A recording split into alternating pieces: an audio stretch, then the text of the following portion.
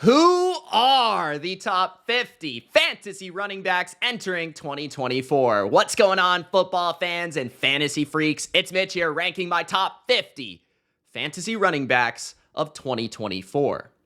The running back position is the most crucial position in all of fantasy football. If you hit on an upper echelon league-breaking running back, your chances of winning your league go absolutely through the roof. But if you pick a bust, you're in trouble, and you're definitely not making the playoffs. So I'm going to make sure you get this position right, ranking the 50 top running backs in fantasy football from the best to the worst. Number 1 through number 50, making our way through the first round to the last round of your fantasy drafts. If that sounds good, Gronk spike the like button. If you want to see more fantasy rankings on the Bottom Line View, let me know in the comment section below. I do plan on releasing my wide receiver rankings. If we get 100 likes, I'll make sure to come through with my top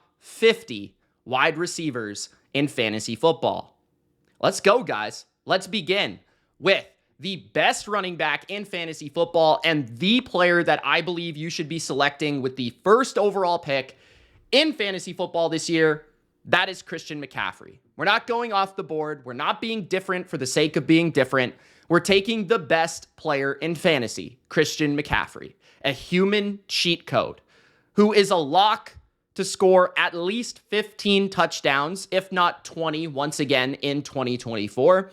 He's the most likely running back to have 70 to 80 receptions. He's also probably the most likely running back to have 2,000 total yards.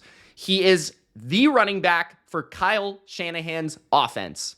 He is arguably the best, most well-rounded running back in the sport with his capacity to catch the football, pass block, run routes, incredible vision, great horizontal quickness, explosive speed. McCaffrey is still at his peak of play. Yeah, it's hard to repeat as a fantasy number 1 pick. But if anyone can do it, it's CMC in the best fantasy environment that we could possibly ever think of for the recent great running backs in this game. So Christian McCaffrey at number 1, don't overthink it. You're trying to win your leagues, and the best possible way to win your leagues is by picking CMC. So the number 2 running back is a bit of a debate this year, but I do tend to lean towards Bijan Robinson. Bijan, I would say, could finish as the RB1 this year. What I love about Bijan is the situation. His offensive line, I think, is fantastic, especially when it comes to run blocking. He's in an easy division, plays the Saints twice, the Panthers twice. He plays the Bucs twice, right? It's a division that the Falcons are favored to win, and the Falcons finally have a quarterback. Kirk Cousins, if healthy, will provide a nice, stable floor for this offense that the Falcons have not had since Matt Ryan. Bijan is an uber talented, one of the most talented prospects at running back we have ever seen. His ability to jump cut, stop on a dime, break tackles, pass catch is all at an elite level, and he is very young. He's entering his second season. All that really needs to happen for Bijan is he just needs to see a closer to workhorse role. Last year, he was one of the most efficient fantasy running backs per touch, given his well-rounded skill set. I think he becomes a true workhorse in an LA Rams style of attack, and I think that increases his usage to an RB2 in fantasy football, maybe even finishing as the RB1. He's just not as certain as Christian McCaffrey, but what is going for him is his age. So at number 2, Bijan Robinson, I think, should be without a doubt a top 5 pick in fantasy drafts this year. And I would include him with Christian McCaffrey in the top tier of running backs. I love Bijan this year, so look out for him at number 2. At number 3, I have Breece Hall of the New York Jets. These 3 guys are pretty much all the time, 100% being picked as the top 3 running backs in fantasy for good reason. Breece Hall finished as the RB2 last year behind only Christian McCaffrey, And he is a great pass catcher. I think he is very underrated in terms of his usage in the passing game. I don't think that will change too much with Aaron Rodgers, a lacking mobility, older quarterback who gets rid of the ball quickly. He's going to look to find his running back as quick as possible. And Breece Hall is very explosive with any touch that he gets. He is one of those running backs that he could have 15 touches in a game. He could still go for over 100 yards and 2 touchdowns. He could have 25 touches, and he still can withstand that type of load because of his size, his speed, his overall makeup as a player. He's a very talented player in the pass and the run game. And I think the Jets offensive line definitely makes me believe that the floor is higher for Breece this year. He's also another year removed from a major injury. He's in the prime of his career, coming off the best season of his career. He has the best quarterback by far of his career, the best offensive line led by Tyron Smith of his career. And we saw it already late last season where he was like a dominant fantasy asset. There's a little bit more certainty, in my opinion, with him over Bijan, just in terms of what we've seen from him in fantasy already and the finish we've seen from him. But I do believe that Bijan just has a little bit easier kind of division situation, a little bit more certain offensive line, those type of things. And then Bijan, just in my opinion, being a slightly more talented runner. But Breece is super explosive and definitely even worth a debate for a top 3 pick in fantasy this year. Love him. He's also in the top tier of running backs. Now, this is where we switch gears to the next second tier of running backs, which at number 4, I've moved Jonathan Taylor to my number 4 spot. I previously had him as my RB5, but Jonathan Taylor, just to me, he feels very certain. I just know what I'm going to get from Jonathan Taylor. I don't think the reception upside is as high as it is with Breece Hall, Bijan Robinson, or Christian McCaffrey, obviously. But I think his rushing upside is immense. I think people are underrating the potential for him to score a ton of touchdowns and for him to score a ton of overall just yards, right? Like just having 1,400, 1,500 rushing yards. I wouldn't be that shocked because I think there's uncertainty with Anthony Richardson, both in terms of his passing ability and then also in terms of like his health long-term in this offense. Now, I'm not saying that Anthony Richardson getting injured would be a good thing for Jonathan Taylor. But if you're a believer in Richardson, I think that it helps Jonathan Taylor because he is a threat in the run game as well. And Richardson will take eyes in the run game, which will allow for more efficient carries for Jonathan Taylor. He's also working behind a top 5 offensive line in the NFL with a great play caller that loves to run the ball. Taylor's going to be featured on all 3 downs. I don't think he's going to catch 50 plus passes because Richardson's probably going to scramble rather than check it down. But I do think that he has 12 to 15 touchdown upside. I think he could lead the NFL in rushing. And if the Colts are as good as some people think, this is going to be a great pick. So I just feel pretty comfortable that he's a workhorse in his offense, on a good offense with a good play caller, a potentially high ceiling with the quarterback there. So yeah, Taylor feels like a back end of the first round type pick, maybe early second round pick. I think in PPR, he's a little bit less valuable, but I think in half PPR and standard, he's more valuable. So to me, he averages out at about number 4. At number 5, still in that second tier, we have Jahmyr Gibbs of the Detroit Lions. Now, factoring in that these are PPR rankings, full PPR rankings, Jahmyr Gibbs is an extremely promising asset on your fantasy team. Now, the reason I have him below JT is that there's no certainty that Jahmyr Gibbs is actually the lead back on his team. And he will have to split touches and carries and all that with David Montgomery. But what you love about Gibbs is I would pretty much compare it to Alvin Kamara's situation back in his early days working with Mark Ingram. He's a great explosive back. He gets a lot of valuable touches. He has contingent upside, and he's also a phenomenal pass catcher. So there's a lot of things to like about Gibbs. He's year 2. He has arguably the best offensive line in football. He has a top 3 play caller in football. They love to run the ball in Detroit. He plays pretty much all his games indoors, and he's going to probably catch 60 to 70 passes. So there's a nice floor in PPR given that he catches a lot of passes. He has a lot of touchdown upside just in terms of what if David Montgomery goes down? Like this guy could be a workhorse back. Like I don't think really if Gibbs sees a David Montgomery injury that he's going to become the same Gibbs that he was, at the beginning of last year. I actually expect Gibbs to get just as many carries, just as many touches, if not more than Montgomery this year, because I think they trust him more in all situations, and he is the more talented player. So I'm actually buying into a bit of an uptick there in terms of touches, but I also believe that if Montgomery goes down, there's no reason for another running back to really factor in nearly as much as David Montgomery. So he even has like RB1 type upside, in my opinion, given his age, his explosiveness, his talent, and the offense that he's in. So at number 5, Jahmyr Gibbs. At number 6, I have Kyren Williams. There's been a recent scare with Kyren Williams when it comes to his Sean McVay commenting that he'll be a punt returner this year. Now, he was a little bit of a punt returner last year, I will say that, but I'm not too worried about that. I mean, Cooper Kupp has been the Rams punt returner before. We've seen very valuable players return punts like Tyreek Hill and Julian Edelman, things like that in fantasy before. I've seen plenty of players return punts. Now, it is a little awkward for a running back to do that, but let's just be fair. Like, even if Kyren sees a little bit less touches than last year, he finished as the RB2 in points per game, and he's currently going as like the RB7 or RB8. So he's still a value, and I would still rank him in this second tier. I also feel like he is actually an underrated receiver. He came into the NFL as a receiving back, like a third down specialist almost, like a James White type of guy. But at the NFL level, he's been utilized more as a workhorse, like power grinder. And he just is in a system, in a great offense that I think will be top 5 with Matthew Stafford, Cooper Kupp, Puka Nacua, on a team that has to score points to win games. McVay has always featured a workhorse back. He's never really gone to a path that featured multiple running backs in his backfield.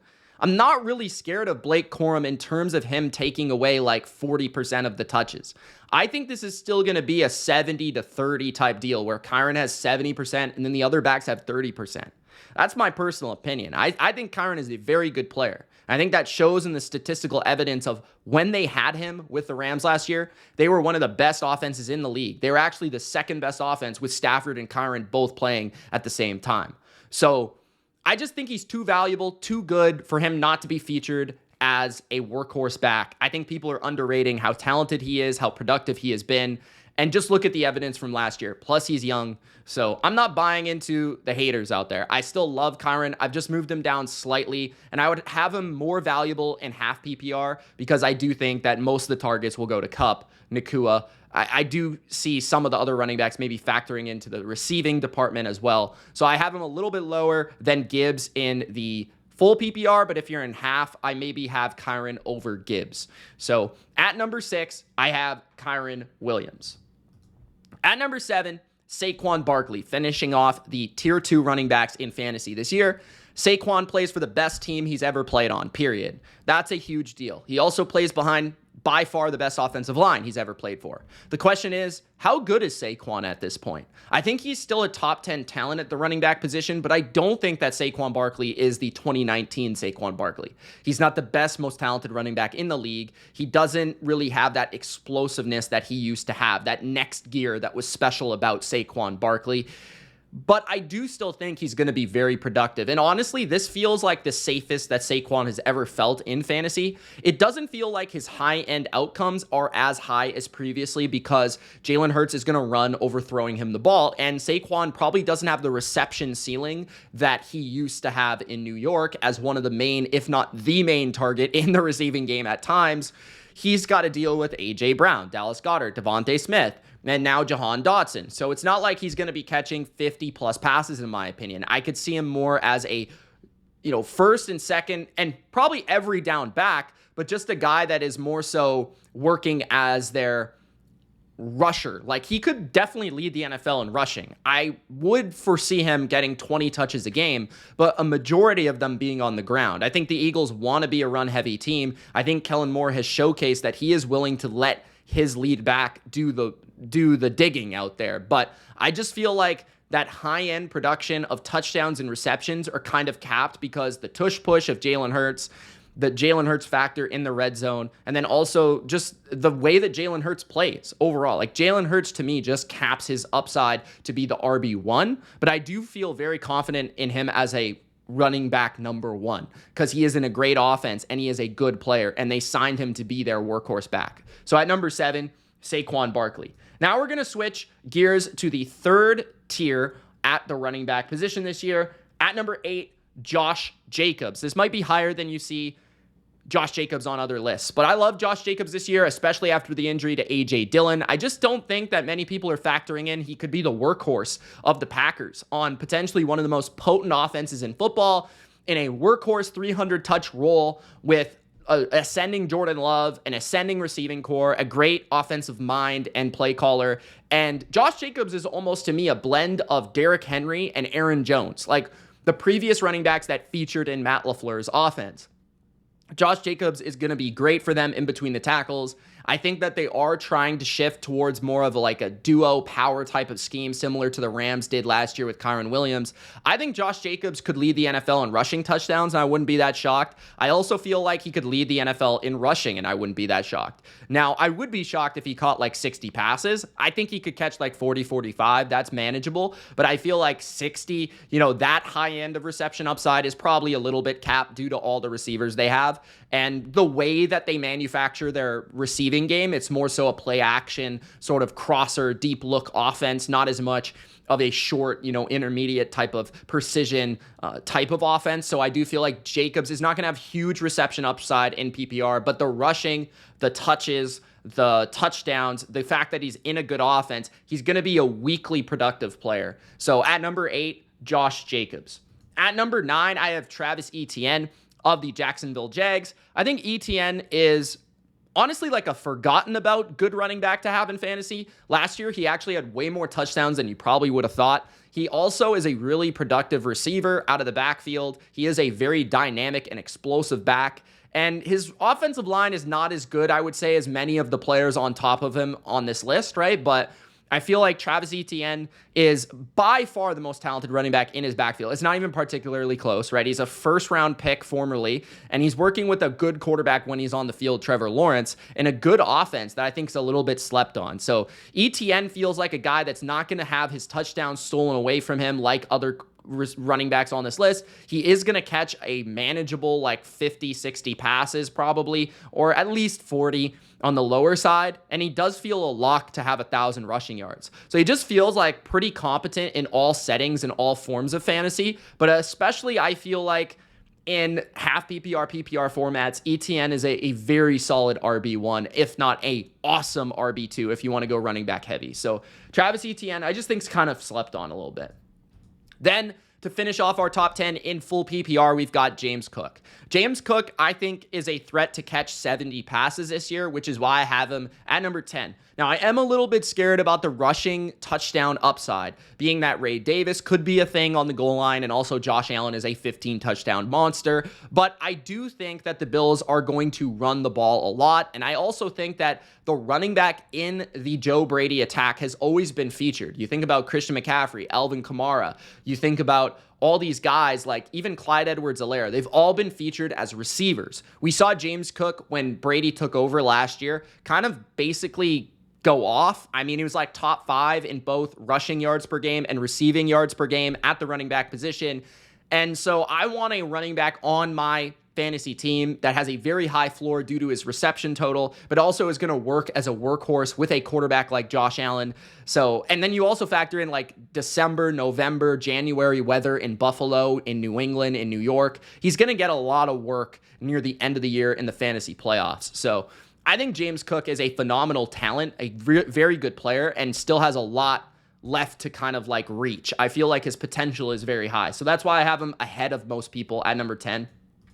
At number 11, Isaiah Pacheco, still in tier 3 here. Isaiah Pacheco and James Cook are pretty interchangeable, in my opinion, tier within tier. I feel like Etienne is a little bit ahead of Cook and Pacheco, but Pacheco and Cook are kind of interchangeable. It depends on the perspective you have. So I think that Cook has more reception upside, which I feel better about, but I feel like Pacheco has more touchdown upside. So take that for what it's worth. Both should be working as primary workhorse backs, although we've seen more in that regard from James Cook than Pacheco in their careers already. Pacheco is in an excellent offense tied to an excellent quarterback with an excellent scheme and a very good offensive line in front of him. So all the things are pretty much identical. Pacheco, Cook, they're pretty much the same. I think Cook usually goes behind Pacheco, so I usually just end up with Cook as it is. but I'd be happy with Pacheco as well. He feels like he's about to have his best season of his career and might finally give Andy Reid that elusive RB1 that he's been missing for a while now. Like, he used to put them up every single year, but now, in recent seasons since Clyde Edwards-Helaire, Pacheco, they haven't exactly gotten those running backs there. But Pacheco is finally maybe going to be trusted as a 3-down back in Kansas City, which is exciting. To finish off tier number 3, I've got Devon Achane of the Miami Dolphins. Now, this one, I am lower on Achane than other people, just because the amount of competition he has in his offense. He's not going to be the most featured player in his offense. That's Tyreek Hill. That's Jalen Waddle. Then you look at the running back backfield. You look at, Raheem Mostert, who was a 20-plus touchdown scorer last year and had an excellent season. And yes, he's getting older. And then you have Jalen Wright, who they also drafted and is very explosive and looked really good in the preseason. So I feel like any way you slice it, he's just not going to have the amount of touches that players ahead of him are. And I just can't believe that he's going to be as explosive and as productive and as efficient as he was last year. I think that's almost impossible. I do think he's a very talented player, but I just foresee too many issues and too many headaches for me to take him ahead of potential workhorses like Pacheco, Cook, Etienne, Jacobs. And to me, he more so looks like a lesser version of Jahmyr Gibbs, being that his offensive line is pretty bad. Like, people are kind of sleeping on how bad the offensive line in Miami is.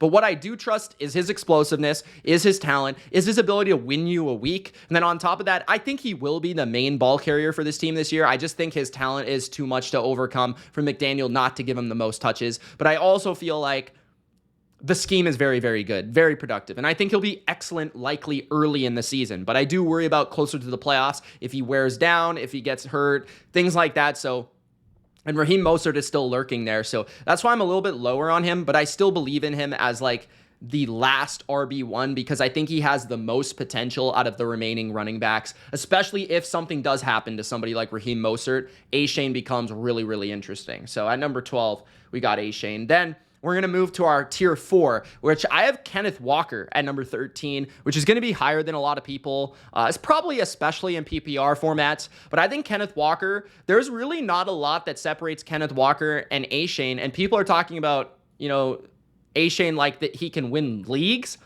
and Kenneth Walker, like, yeah, he's a breakout, he's very talented, but they don't see the same upside, and I'm kind of curious why. Like, both offensive lines aren't great. I guess you have Mike McDaniel, and you don't really have the known in Seattle in terms of the scheme.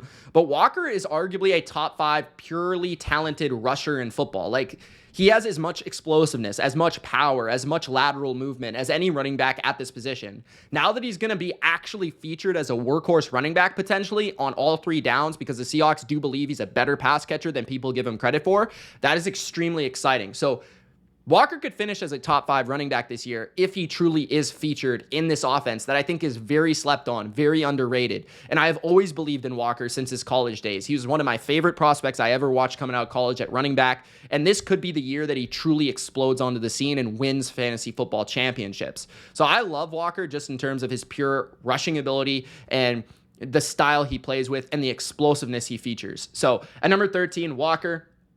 At number 14, more of a floor play, but Rachaad White. In PPR leagues, he feels pretty safe just because he's probably going to catch 65 passes. Like last year, he caught like 1 million passes, and he was also like a really good touchdown type of player as well. So he's not the most efficient and effective rusher in between the tackles, but there is reason to believe that it can only go up after they drafted Graham Barton, and their offensive line might be a bit better than last year, which could allow for more efficiency on the ground. White looked really good in the preseason when I watched him. He's been an ascending player with each and every season he's played. I don't expect them to really get away from the run game despite them losing David Canales to the Panthers. I still think that's a very big part of it. And I'm not really a big believer in the backups in Tampa. I don't see them taking a lot of touches away just because White is such a reliable 3-down player. He might not be the most explosive running back in the league, but in terms of his vision, I think he also is an excellent route runner, excellent pass catcher, good pass blocker. He's just a very reliable coach's player, and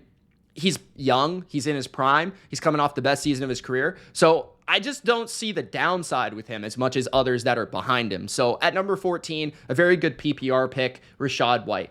At number 15, Derrick Henry. Now, Derrick Henry is somebody that I've always kind of been wrong about in fantasy football, and it's killed me a few times. I've only really acquired Derrick Henry in trades, but the thing with Henry is, okay, so he's an older back. He's in his 30s. He's going to Baltimore, a place that, honestly, I felt like was kind of trying to pass the ball more than recent years. Like, everybody says that they still want to run the ball a lot, which I guess is fair, but to me, like, with Lamar the last couple of seasons, especially last year with the switch in offensive coordinators, it felt like they were trying to throw the ball more. And I think that they're going to be having to throw the ball more because I don't think they're going to be as dominant on defense. I don't think they're going to be as dominant of a team. I am worried about the offensive line to a certain degree.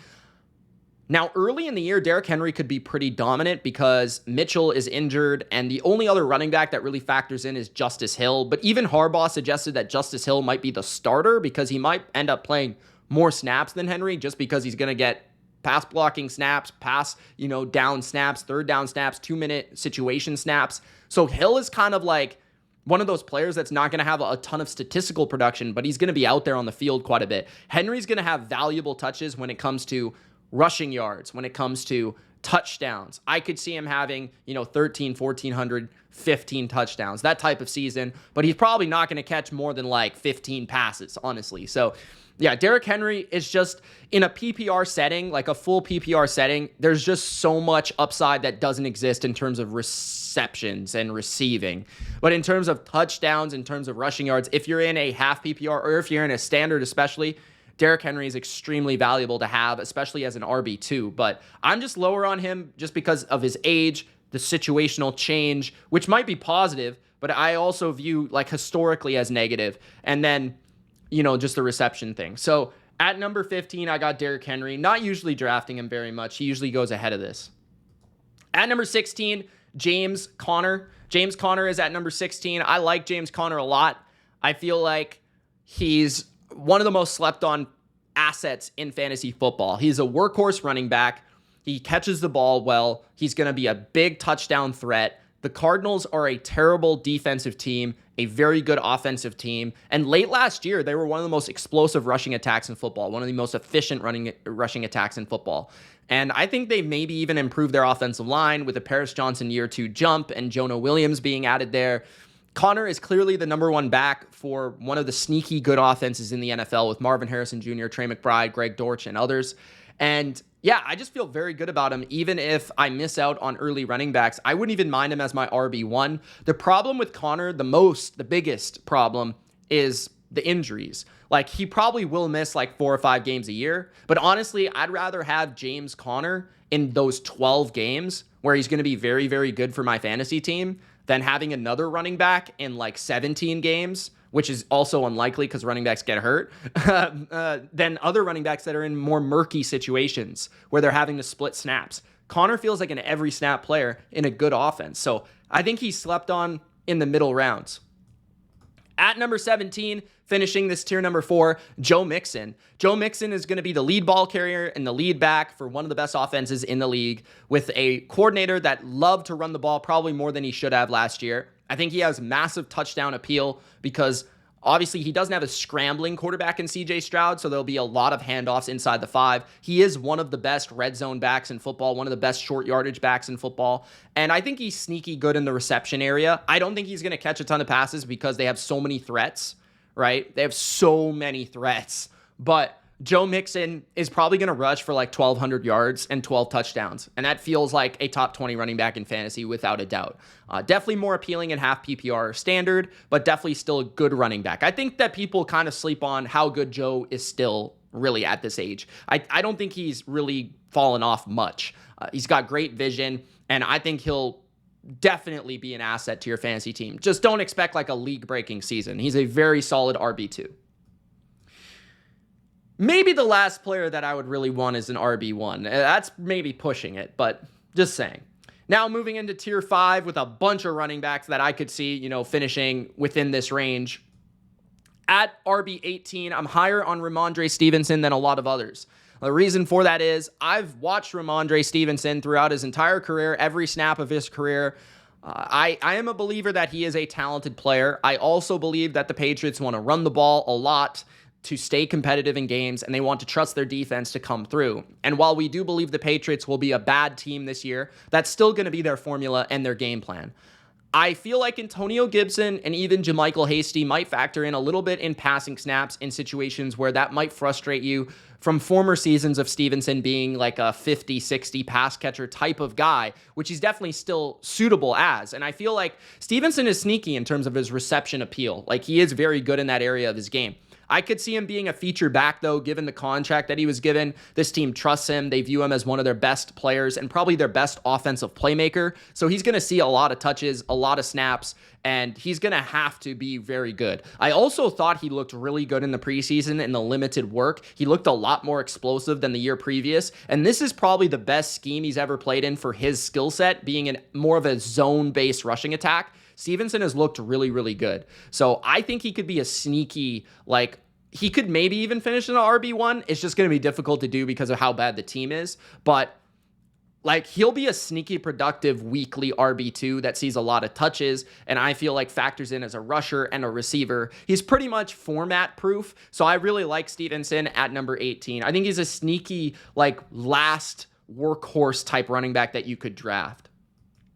At number 19, Zamir White. Speaking of workhorses, Zamir White has a case that he could also be a workhorse for the Raiders, given that there's just no competition on his depth chart in terms of, like, actually talented players. Like, I'm not believing in Madison. Amir Abdullah is a special teamer and a third down player.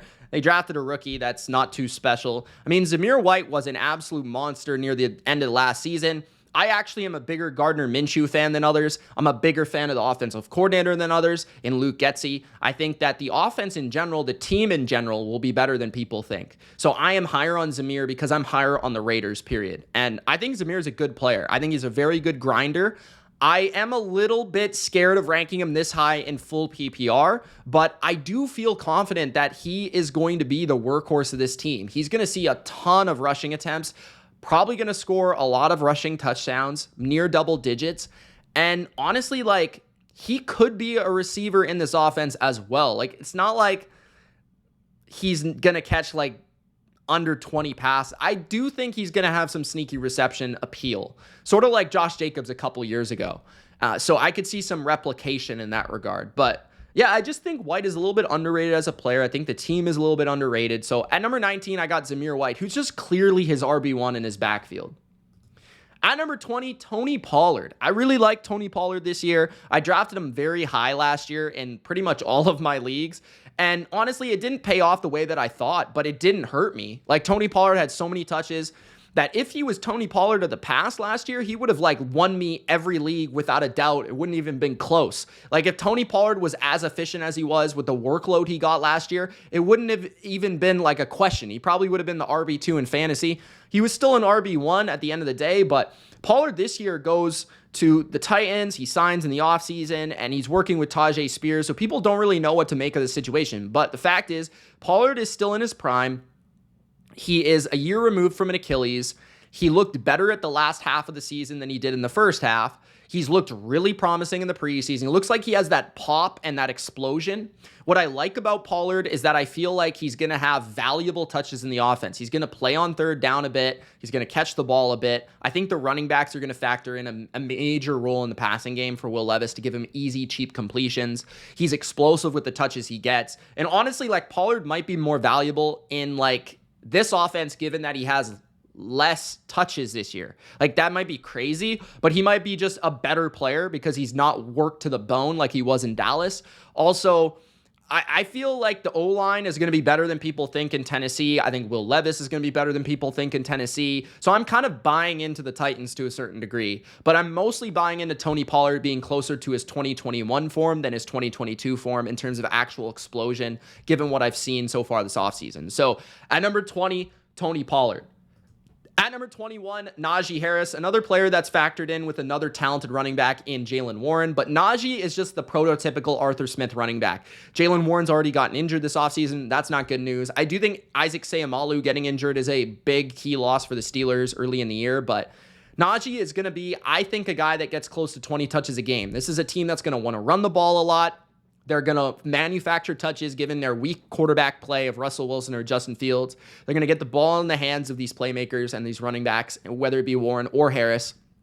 And I could see Harris being the short yardage, the goal line back, kind of like Tyler Algier in Atlanta. And I think he's going to be a sneaky 10 touchdown type of guy, a sneaky 1,000-yard rusher, and then probably have like 30 catches. Like, he's going to be pretty darn productive. I feel like Arthur Smith has always been very good at manufacturing the run game, at figuring out the running schemes of offenses. The upgrade from, Matt Canada, Arthur Smith is immense. So don't sleep on Najee here. It feels like the perfect type of Arthur Smith running back. He loves his big running backs. It might be frustrating for Jaylen Warren owners. At number 22, DeAndre Swift. I have Swift a little bit higher than others here just because I think there's more upside than people want to give it credit for. The Bears offense in general just have so much upside. Like, Swift could just be their lead back in like a really good offense. And that's why I have him at number 22. He can catch the ball. He can run routes. He can be explosive in that regard. He also proved last year that he could take on more of a load and more touches than people would have thought on the ground. And he's a solid running back. Like, he's not a phenomenal talent, but he's very good in pretty much all aspects.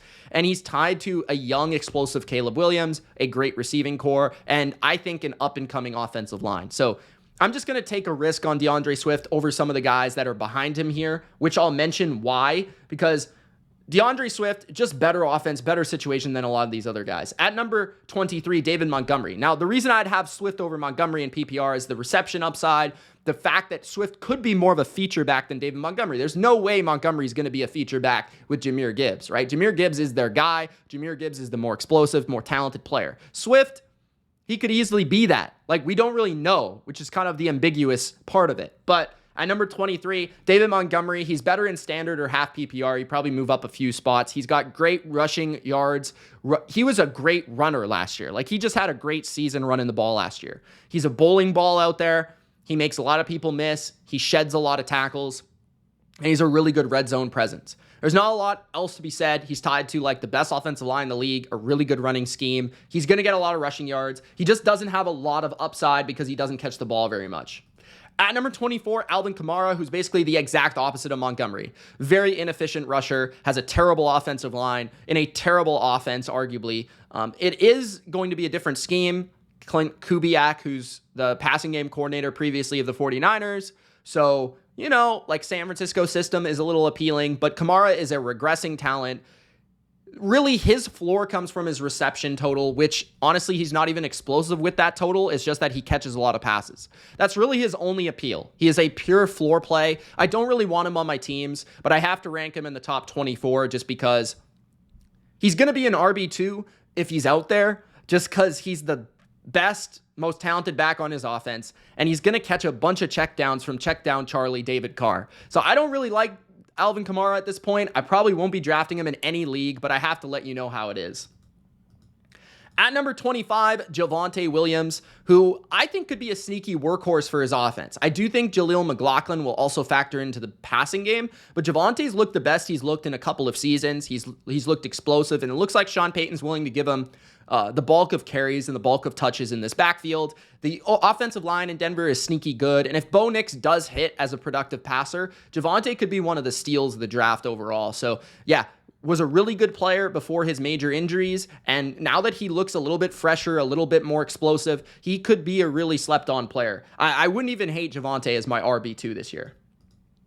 At number 26, Aaron Jones. Aaron Jones, to me, I don't really want to be drafting that much just because I think he's going to get injured. Like, just point blank period, I think he's going to get injured. But then there's the other half of my brain that says, well, if Aaron Jones is on the field, there's nothing that has shown me that he isn't still very good. And he is in a Viking offense that's in a dome with a good offensive line. He is a good pass catcher. For PPR, he might be more valuable in that regard. He probably won't see a lot of touches, though. He's probably going to split with Ty Chandler, so that's also not appealing. I just don't really want to be drafting these older running backs, Alvin Kamara, even Derrick Henry, Aaron Jones. Like, I just don't really want older running backs on my teams as much, but if I'm desperate and I go 0 RB and Aaron Jones falls, I will take him just for the upside of his previous talent.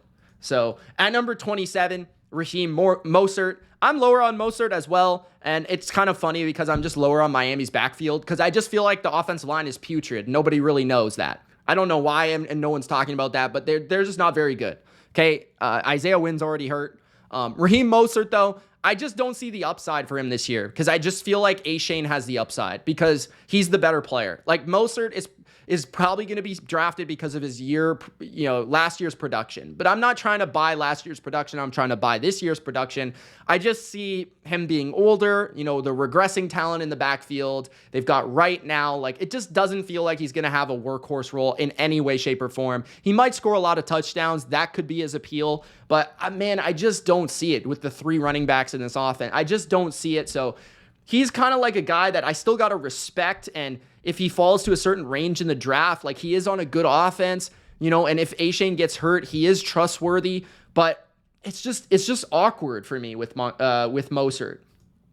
At number 28, we're switching tiers now to kind of like are they the RB1 on their offense? Maybe they have a lot more upside than people think. Chase Brown in Cincinnati. I'm taking a shot on Chase Brown over Zach Moss. I just think that I liked his tape coming out of college. I thought he was an explosive receiver and an explosive rusher. I think that's what you want to feature in a Joe Burrow offense that's going to throw the ball a lot. A guy that can run routes, catch the ball, and be explosive and be a screen threat as well. Brown does kind of struggle in his vision as a rusher, but I think if he gets valuable touches as a receiver and potentially, playing in that type of shotgun style of offense, I think Chase Brown could be very productive. So I'm willing to take a risk on a Joe Burrow running back. I'm just willing to take that risk. A young guy that's relatively unknown. It's worth the risk to me at number 28. At number 29, Rico Dowdle, who's been one of my favorite sleeper picks all offseason. Rico Dowdle, I thought he's just better than people think. Like Rico Dowdle, I think he was undrafted or whatever, but from what I've seen from him in Dallas, he's shown an ability to break tackles. He's shown an ability to make people miss. He's shown an ability to explode when he has touches. None of those things does Zeke acquire or do at this point in his career. So Rico Dowdle just has way more ability, way more explosion than Zeke at this point in his career. Zeke was let go of Dallas for a reason. They brought him back for reliability, but I think they're going to give Rico Dowdle the touches if they have a choice because he has looked the best in camp, and that's according to all their beat reporters. So I think Rico Dowdle might be the sleeper of 2024. At number 30, Brian Robinson, who I think could have like a sneaky, really good season this year. The O-line should be a little bit better. Cliff Kingsbury in the past has showcased an ability to run the ball a lot in the red zone, even with a mobile quarterback like Kyler Murray. Remember that James Conner season where he had like 15 touchdowns or whatever? Like he was like amazing in the red zone. That could be Brian Robinson, who's actually a sneaky profile of a bigger back who does have some hands, who is a good power back, who can break tackles. And I just think Austin Eckler is washed. So I don't really see him as a threat. I think Brian Robinson, similarly to Javonte Williams, could be a feature back and people don't really see it. I just think that Washington kind of has low appeal because they're just not a very good team. They probably won't score that many points. So at number 30, Brian Robinson. At number 31, finishing off this, are they the RB1? We've got Jerome Ford in Cleveland. Jerome Ford has moved up my rankings. I haven't drafted too much of him in best ball and things like that, kind of regretfully. But it looks like with, the releasing of Deontay Foreman that this guy could be the RB1 without a doubt. And he's a pretty good player. I think he's a pretty good talent. He's nothing special. But until Nick Chubb comes back, if he's running behind a good offensive line in a run-heavy oriented team with a good defense, Ford's going to be a startable RB2. So that's what I can say about him, especially if you're going 0 RB. This is a target to get to start early in your seasons and then work from there because he's going to be productive early in the season. He's going to get the touches early in the season. It's a matter of him being elusive and explosive with those touches. So at number 31, Jerome Ford. Now, the next tier, we have a bunch of running backs that I view as like they're rather in timeshares, split backfields, or they've got upside to potentially be the RB1 if there's an injury, something like that. Or maybe they're an RB1, but they're on a bad team, things like that. So at number 32, I've got Zach Moss, who could easily be the RB1 in Cincinnati. Now, the reports have kind of leaned towards Chase Brown here, but Zach Moss could easily see the Joe Mixon rushing carries, like I almost sneezed there. He could see, the grinder carries, the in between the tackles carries, right? So that's something that's appealing to me with Zach Moss. So look out for Zach Moss as somebody that maybe half PPR standard, more valuable than Chase Brown this year. If that's kind of like the the low-key situation that people maybe not discussing. They're talking about the upside of Chase Brown, but I think the floor of Chase Brown is like he's more the third down back, he's more the reception guy, and Zach Moss is like the grinder, and neither of them are like great, but they might both be flirting with RB2 situations. So that's kind of Zach Moss, in my opinion, just taking a shot on another Bengal running back to finish as their RB1. Then we've got Jaylen Warren at RB33. Warren is injured right now, but we know how good he is, how productive he is, how explosive he is. He's an excellent receiver. He had a ton of receptions last year. Now, it is a different offense, different coordinator, so that factors in. But nothing about Arthur Smith's profile suggests that Jaylen Warren won't get the ball as a receiver. I will say that. But I'm just worried about the overall, history of Arthur Smith with smaller running backs. I don't really see Jaylen Warren getting like a ton of work. I think that he's going to have to be very efficient to factor in as a weekly starter. He's probably going to be kind of a frustrating flex player that at times has huge weeks, but at other times doesn't really. So he's just a weird one for me. I'm not necessarily sure where to put him, but I love the player. At number 34, Tyjae Spears, kind of similar to Jaylen Warren. I think Spears kind of more clearly has like a split backfield sort of situation with Tony Pollard. But Tony Pollard was given the cash while Spears was only drafted by the previous regime. So that's a little worrisome. But Spears was an excellent receiver last year. He had like the most fantasy points in the NFL on third down last year. And I could see him factoring in for Tony Pollard. The thing that I love about Spears as well, and both of these running backs in Warren and Spears, is that if their guy gets hurt, the other running back, they're both really talented, so they can take advantage of those situations. So that's what I like about Tyjae Spears at number 34. Really, really talented back. At number 35, Chuba Hubbard. Hubbard is just going to be kind of like the worst version of Ford. He's on a worse team, probable worse offense, but he's going to get the bulk of the carries and the bulk of the work in the backfield for Carolina to start the season. So if you're desperate for a running back early in the year, you just want to take a shot on a guy, the Canadian kid, Chuba Hubbard, that's going to get a ton of work early in the year, and you know what you're going to get from him, then he's not a bad pick. He doesn't probably have huge upside, but I could see an RB2 in his future, especially if the rookie does not come, Brooks does not come back soon enough, and Hubbard could just be the starter all year if that's the case. So at number 35, he might be a sneaky addition to your fantasy teams later on. At number 36, Devin Singletary, kind of similar to Hubbard. He's the starter in New York for a coach that he knows, right? Like, they have a familiar relationship. The coaching staff knows what they're going to get out of Devin Singletary. I'm speaking of Brian Daboll here. And he's clearly the starter to start, but the question is, like, will he be the starter the whole year? He's on a bad offense, behind a bad offensive line, so it's not as appealing, but he'll get a lot of work, right? So another kind of zero RB target that early in the year could be useful, but maybe later on he's not exactly winning you leagues. And he could also be replaced by maybe my number 50 running back, who we'll discuss. At number 37, J.K. Dobbins, who I'm higher on than consensus, because I think J.K. Dobbins will be the starter this year eventually for the Chargers. It might not be right away. Maybe that's Gus Edwards. He's a more familiar running back in terms of, like, he's played more recently, he's healthier, all that stuff. Dobbins might have to kind of slowly work into the rotation and slowly take over the snaps. But I think that we're going to see J.K. Dobbins take this backfield because I just think he's more talented, more explosive than Gus Edwards. So I'm banking on that appeal. And I think that Greg Roman's offense, they're going to run the ball a lot. And both of them are going to be rushing touchdown guys because Justin Herbert doesn't run. So I think that there's appeal to this Charger backfield that is maybe a little bit slept on. Also, Dobbins is a much better receiver than Edwards, so that also factors in.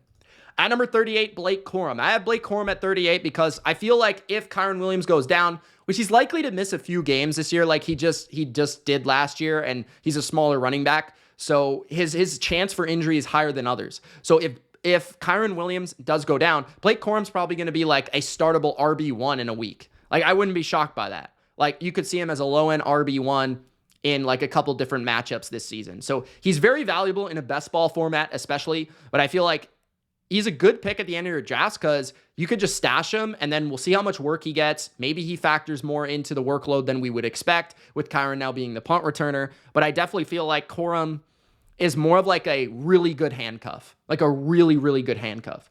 At number 39, Nick Chubb. I just want to bank on a freak of nature coming back and still being good. That's the argument. Nick Chubb's one of the best pure rushers I've seen over the last decade in the NFL.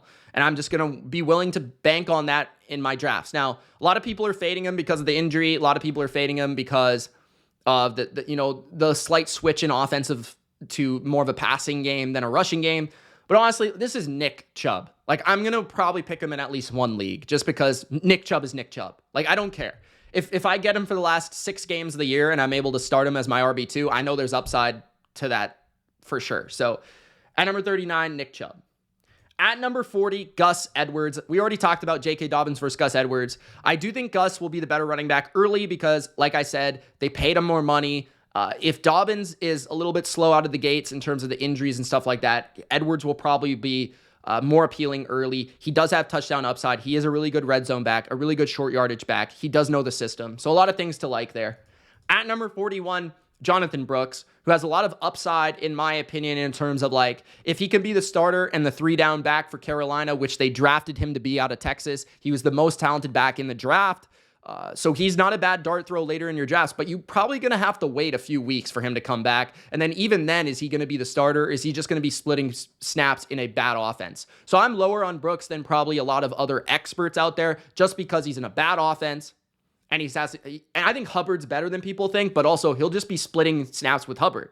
So it probably won't be till very, very late when you probably give up on Brooks that he'll actually be a very good asset in fantasy. So at number 41, Jonathan Brooks. At number 42, Ty Chandler, who I think is going to split snaps with Aaron Jones probably most of the year, but he has that contingent upside that when Aaron Jones gets hurt, Chandler could be a 3-down back. So very appealing to me as a very good handcuff that you could steal from the drafter of Aaron Jones, and he's going to slip right under the radar. Very, very, very slim in terms of you don't have to spend a lot on him, and you can still get potentially an RB2 startable type of player at some point this season. So, because I believe in Kevin O'Connell, I believe in the offensive line, I believe in Justin Jefferson. I still think they're going to have a pretty decent offense, even if Sam Darnold isn't the best. So at number 42, Ty Chandler. 43, Tyler Algier, who's basically a great handcuff for Bijan Robinson. If Bijan goes down at any point, which I hope not, but if he does, Tyler Algier has shown that he's a 1,000-yard back. He might not be as good of a receiver, but he's a great in-between-the-tackles grinder, and that's definitely appealing. So at number 43, it's that simple. Bijan goes down. Tyler Algier is interesting. But also, Algier has been talented enough that he's still going to get some work from the Falcon backfield. He's not going to be completely eliminated from the rotation. At number 44, Zach Charbonnet, who does have a very nice receiving profile, probably a more talented overall receiver than Kenneth Walker.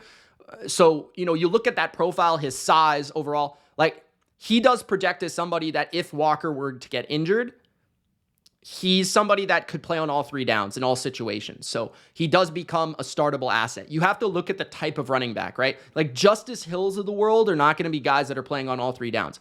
Zach Charbonnet, if Kenneth Walker gets hurt, he could be somebody that does do that for me. So, yeah. And then also on top of that, there's always the appeal that he could take like 35-40% of the snaps from Walker like he has in recent seasons. So, yeah, Charbonnet, decently talented back. All-around skill set at 44. At number 45, Jordan Mason, who is probably the most slept-on handcuff in the NFL because a lot of people thought it was Elijah Mitchell for most of the offseason. But now that he's on IR, which kind of sucks because I wanted him to stay around because honestly, like, Kyle Shanahan already stated that Jordan Mason was the RB2. Like, so if McCaffrey gets hurt, which if you believe in the Madden curse, maybe he will, at least for a couple games, Mason's going to be like a top 15 running back in fantasy because he's in the best rushing scheme in football. It's a cheat code to run to the left as long as Trent Williams is there. They're going to score a lot of points, and we've seen very productive running backs there. Now, maybe somebody else factors in with him, especially on passing snaps, but Mason would be a great rusher, especially in half PPR format. So Jordan Mason, 45. At number 46, Ezekiel Elliott. I just don't really want Zeke. I saw him on my Patriots last year. He wasn't bad when he was given an opportunity. Don't get me wrong, but he's just getting older and older and older. More wear and tear. He's just not very explosive. I just don't see the upside with Zeke, honestly. Like, the upside's probably like a very low-end RB2. I'm just willing to pass that up for more explosive, younger, handcuff-type running backs. He's probably going to be more utilized than we would hope early in the year, but I think slowly but surely Rico Dowdle will become more of a thing in that backfield. So, at number 46, Ezekiel Elliott. At number 47, I think Austin Eckler is washed, but there's always the fact that Cliff Kingsbury is kind of an idiot when it comes to usage of older players. He loves Zach Ertz. This could be his Zach Ertz of the running back position, where Eckler just catches way too many passes, gets way too many snaps that nobody would expect. Like, it doesn't make any sense because he can barely run, but like, he's probably going to get touches. So I have to rank him on this list at number 47. At number 48, Khalil Herbert, who I actually do really like. I think he's very talented as a runner. So if DeAndre Swift goes down, I could even see him being the more effective rusher than DeAndre Swift. I actually think he is a better rusher than DeAndre Swift. So I like his appeal from that regard because he could actually split snaps in that regard with DeAndre Swift. It's just that he'll probably get the least valuable touches, like more of the grinder touches, more of the rush in between the tackle touches, while Swift is probably catching passes and stuff like that. So yeah, I think Herbert, though, is a really good low-key handcuff for DeAndre Swift, who has shown he'll get hurt. So at number 48, I like Herbert in that offense. At number 49, Trey Benson, who's an explosive rookie running back of the Cardinals. James Conner, like I said, is probably going to miss 3 or 4 games this year. It just always happens. So in those games, Benson will become valuable because he's the type of rusher that he doesn't need that many carries, and he can be very explosive and very efficient with those carries. But I'd also say that he's going to be a bit of a home run hitter, a bit of a hit and miss type ball carrier. He's probably going to have some negative runs, some big runs. He's kind of a fast and bigger type back. It's kind of a weird combination, but he could also just factor in as the RB2 for James Conner at some point this year as a change of pace. So he's appealing for the James Conner contingency. And the final running back, number 50, Tyrone Tracy Jr. I kind of talked about him a little bit, maybe spoiled him for some people.